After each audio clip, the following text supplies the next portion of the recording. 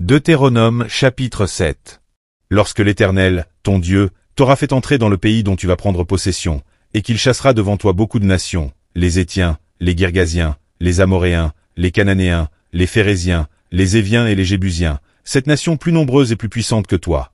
Lorsque l'Éternel, ton Dieu, te les aura livrés et que tu les auras battus, tu les dévoueras par interdit, tu ne traiteras point d'alliance avec elles, et tu ne leur feras point grâce.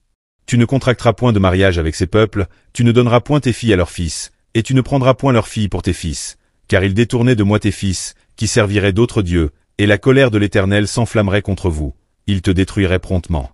Voici, au contraire, comment vous agirez à leur égard. Vous renverserez leurs autels, vous briserez leurs statues, vous abattrez leurs idoles, et vous brûlerez au feu leurs images taillées.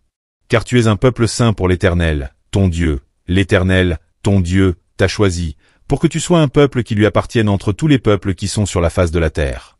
Ce n'est point parce que vous surpassez en nombre tous les peuples, que l'Éternel s'est attaché à vous et qu'il vous a choisi, car vous êtes le moindre de tous les peuples. Mais, parce que l'Éternel vous aime, parce qu'il a voulu tenir le serment qu'il avait fait à vos pères, l'Éternel vous a fait sortir par sa main puissante, vous a délivré de la maison de servitude, de la main de Pharaon, roi d'Égypte. Sache donc que c'est l'Éternel, ton Dieu, qui est Dieu. Ce Dieu fidèle garde son alliance et sa miséricorde jusqu'à la 1000e génération envers ceux qui l'aiment et qui observent ses commandements. Mais il use directement de représailles envers ceux qui le haïssent, et il les fait périr. Il ne diffère point envers celui qui le hait, il use directement de représailles. Ainsi, observe les commandements, les lois et les ordonnances que je te prescris aujourd'hui, et mets-les en pratique. Si vous écoutez ces ordonnances, si vous les observez et les mettez en pratique, l'Éternel, ton Dieu, gardera envers toi l'alliance et la miséricorde qu'il a jurée à tes pères. Il t'aimera, il te bénira et te multipliera. Il bénira le fruit de tes entrailles et le fruit de ton sol, ton blé, ton mou et ton huile, les portées de ton gros et de ton menu bétail, dans le pays qu'il a juré à tes pères de te donner. Tu seras béni plus que tous les peuples. Il n'y aura chez toi ni homme ni femme stérile, ni bête stérile parmi tes troupeaux. L'Éternel éloignera de toi toute maladie. Il ne t'enverra aucune de ces mauvaises maladies d'Égypte qui te sont connues, mais il en frappera tous ceux qui te haïssent. Tu dévoreras tous les peuples que l'Éternel, ton Dieu, va te livrer, tu ne jetteras pas sur eux un regard de pitié, et tu ne serviras point leur Dieu, car ce serait un piège pour toi. Peut-être diras-tu dans ton cœur, ces nations sont plus nombreuses que moi, comment pourrais-je les chasser? Ne les crains point. Rappelle à ton souvenir ce que l'Éternel, ton Dieu, a fait à Pharaon et à toute l'Égypte, les grandes épreuves que tes yeux ont vues, les miracles et les prodiges, la main forte et le bras étendu, quand l'Éternel, ton Dieu, t'a fait sortir. Ainsi fera l'Éternel, ton Dieu, à tous les peuples que tu redoutes.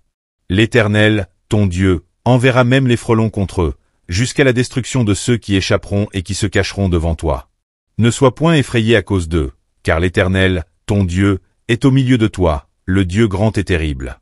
L'Éternel, ton Dieu, chassera peu à peu ces nations loin de ta face. Tu ne pourras pas les exterminer promptement, de peur que les bêtes des champs ne se multiplient contre toi. L'Éternel, ton Dieu, te les livrera, et il les mettra complètement en déroute, jusqu'à ce qu'elles soient détruites. Il livrera leur roi entre tes mains, et tu feras disparaître leur nom de dessous les cieux. Aucun ne tiendra contre toi, jusqu'à ce que tu les aies détruits. Vous brûlerez au feu les images taillées de leurs dieux. Tu ne convoiteras point et tu ne prendras point pour toi l'argent et l'or qui sont sur elles, de peur que ces choses ne te deviennent un piège, car elles sont en abomination à l'Éternel, ton Dieu. Tu n'introduiras point une chose abominable dans ta maison, afin que tu ne sois pas, comme cette chose, dévoué par interdit. Tu l'auras en horreur, tu l'auras en abomination, car c'est une chose dévouée par interdit.